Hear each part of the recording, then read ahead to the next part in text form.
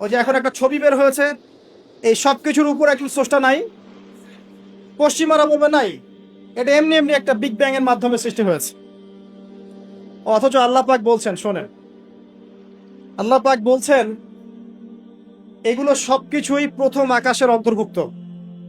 এরপরে আছে দ্বিতীয় আসমান, তারপর তৃতীয়, তারপর চতুর্থ, এরকম করতে করতে সাত আসমান।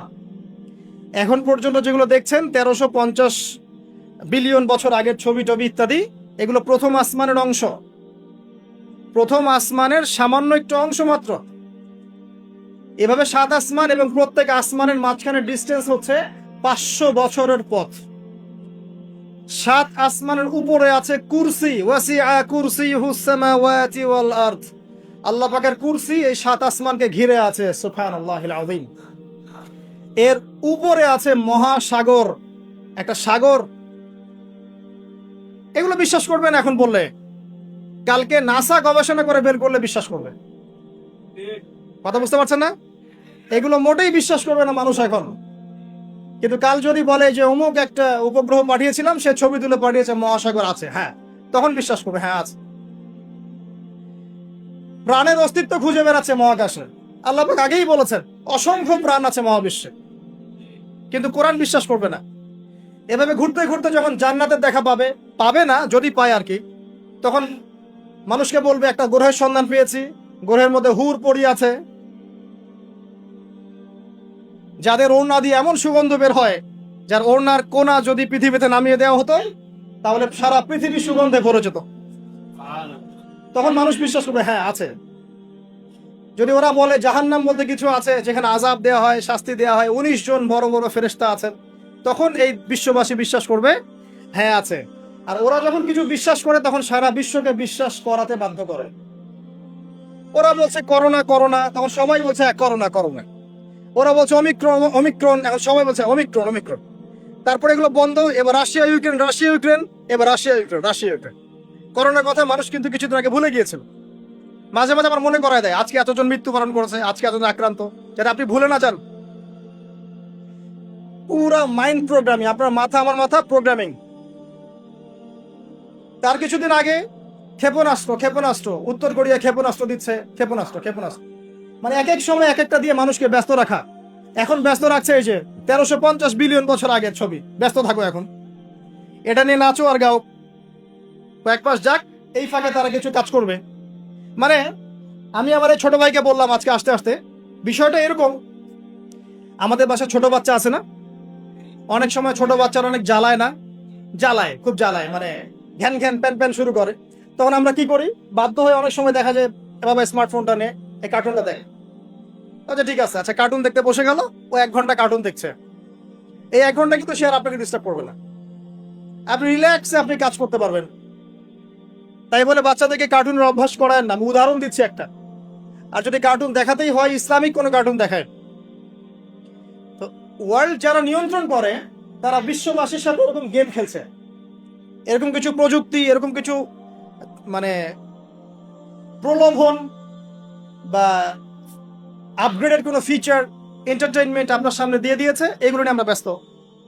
এরকম ইস্যুগুলো দিয়ে দেয়, এগুলো নিয়ে আমরা ব্যস্ত। ওরা ওদের কাজ ঠিকই করছে, আসছে, এগোচ্ছে, আমরা একটা একটা করে ইস্যু নিয়ে ব্যস্ত থাকি। যাই হোক, অনেক ভিতরে চলে যাচ্ছি। তো যেটা বলছিলাম, যে এই সাতটা আসমানের উপরে আছে কুরসি, তার উপরে মহাসাগর, তার উপরে আছে আরশে আজিম। যে আরশে আজিমের 8টা খুঁটি আছে, কয়টা খুঁটি? 8টা খুঁটি ধরে আছেন মাত্র 8 জন ফেরেশতা। সূরা হাক্কার মধ্যে এটা আছে। কোন সূরা? হাক্কা। এই 8 জন ফেরেশতা এটাকে বহন করে কিয়ামতের দিন নিয়ে আসবেন। সুবহানাল্লাহ। তাদের শক্তি চিন্তা করেন। আর একজন ফেরেশতার ফুৎকারে এই যে দেখছেন গ্যালাক্সির পর গ্যালাক্সি হাবিজাবি সব ধ্বংস হয়ে যাবে, একজন ফেরেশতার ফুৎকারের মাধ্যমে ধ্বংস হয়ে যাবে। এরপরেও আল্লাহ বলছেন আফালা তুমিনুন আফালা ইউমিনুন, এরপরেও কি তোমরা ঈমান আনবে না? আওয়ালাম ইয়ারাল্লাযীনা কাফারু, কাফেররা কি লক্ষ্য করে দেখে না, আন্না সামাওয়াতি ওয়াল আরদা কানাতা রাতকান, এই 7টা আকাশ, মহাবিশ্ব এবং পৃথিবী একটা কেন্দ্রের মধ্যে ছিল, বিন্দুর মধ্যে ছিল। ফাফাতাকনাহুমা, আমি এটাকে বিভক্ত করে দিলাম, আমি বিভক্ত করে দিলাম। আল্লাহ বলছেন ফাফাতাকনাহুমা, ওয়াজআলনা মিনাল মাই কুল্লা শাইইন হাই, এবং প্রত্যেক জীবন্ত প্রাণকে সৃষ্টি করলাম পানি দিয়ে।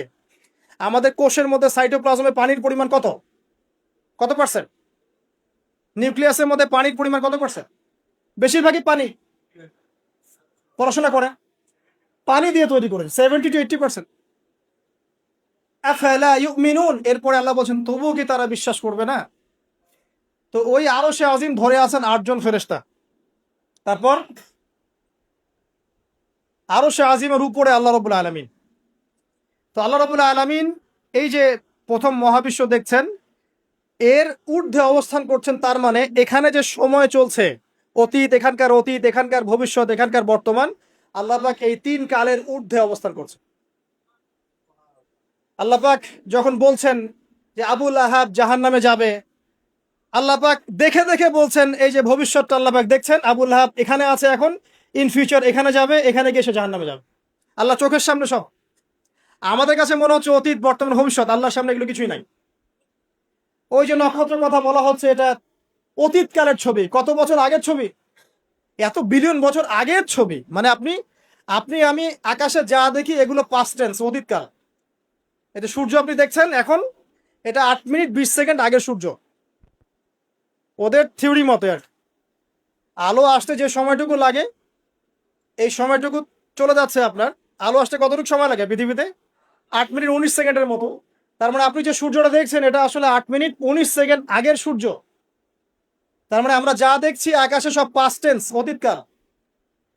তাহলে যদি সূর্য থেকে পৃথিবীকে দেখা যায়, তাহলে ওরা পৃথিবীর অতীতকাল দেখবে। কথা কি বুঝতে পারছেন? আল্লাহ পাক এগুলো সবের ঊর্ধ্বে। এই আলোর চেয়ে প্রচন্ড গতিতে, আলোর বেগের চেয়ে যদি অনেক অনেক অসীম গতিতে কেউ যদি ছুটতে পারে মহাকাশে, তাহলে সে এই সব কালের ঊর্ধ্বে চলে যাবে। স্টিফেন হকিংসেরও তো সূত্র আছে এরকম। এটাই নবী সাল্লাল্লাহু আলাইহি ওয়াসাল্লামের মেরাজের সাথে মিলে যায়। তিনি গিয়েছেন, ফিরে এসেছেন, এসে দেখেছেন অজুর পানি গড়িয়ে পড়ছে টাইমের ঊর্ধ্বে।